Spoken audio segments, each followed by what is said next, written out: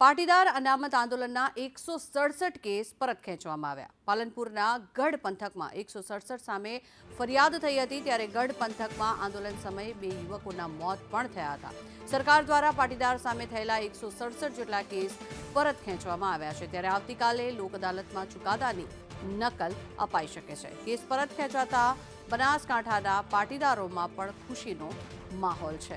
167 જેટલા લોકો સામે જે ફરિયાદ દાખલ કરવામાં આવી હતી, આવતીકાલે લોક અદાલતમાં આ ચુકાદાની નકલ અપાઈ શકે છે, ત્યારે પાટીદાર અનામત આંદોલનના 167 કેસ પરત ખેંચવામાં આવ્યા છે। વધુ માહિતી મેળવીએ, સંવાદદાતા ધવલ જોશી જોડાયા છે આપણી સાથે। ધવલ, 167 જેટલા કેસ થયા હતા જેને પરત ખેંચાયા છે, શું વિગત? જંગના ચોક્કસથી વાત કરવામાં આવે તો પાલનપુરના ગઢમાં પાટીદાર અનામત આંદોલન વખતે થયેલા 167 કેસો છે તે પરત ખેંચાયા છે।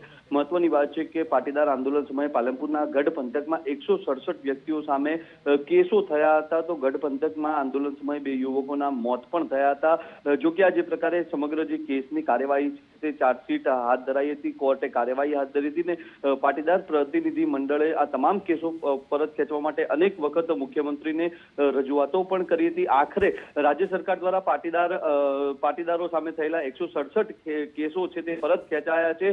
આવતીકાલે યોજાનાર લોક અદાલતમાં આ ચુકાદાની નકલ છે તે પણ અપાઈ શકે છે। મહત્વની વાત છે કે જે પ્રકારે પાટીદાર અનામત આંદોલન સમયે થયેલા કેસો પરત ખેંચાતા અત્યારે તો જિલ્લાના જે પાટીદાર સમાજના લોકો છે તેમના ભારે ખુશીનો માહોલ છે તે જોવા મળી રહ્યો છે। ઘટના જી આભાર ધવલ। સમગ્ર